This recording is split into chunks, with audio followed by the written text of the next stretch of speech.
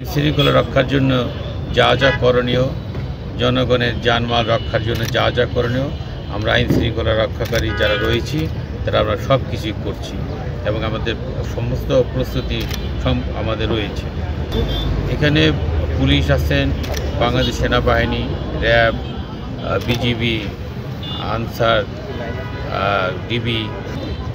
নিরাপত্তা রক্ষার জন্যে মহাসড়কে যেখানে যে পয়েন্টগুলো রয়েছে, যেখানে সহিংসতা হওয়ার সম্ভাবনা আছে, কিন্তু আমরা মনে করি যে নিরাপত্তা রক্ষায় যারা দায়িত্ব আছেন তাদের উপস্থিতিতে কোনো কিছু ইনশাল্লাহ হবে না। আমরা শতভাগ নিশ্চিত যে ইনশাল্লাহ আমরা জনগণের জানমাল রক্ষার জন্যে যা যা প্রস্তুতি নিয়েছি আমরা ইনশাল্লাহ সব কিছু রক্ষা করতে পারব। এ ব্যাপারে আমাদের কাছে কোনো তথ্য নেই।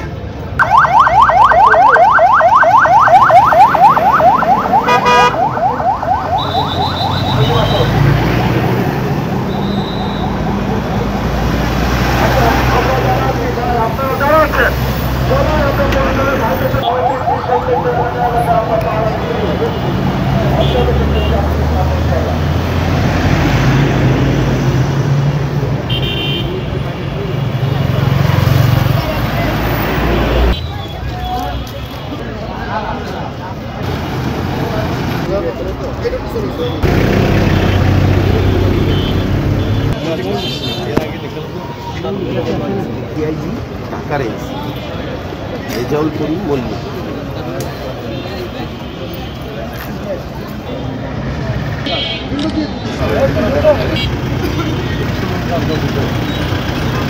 তারা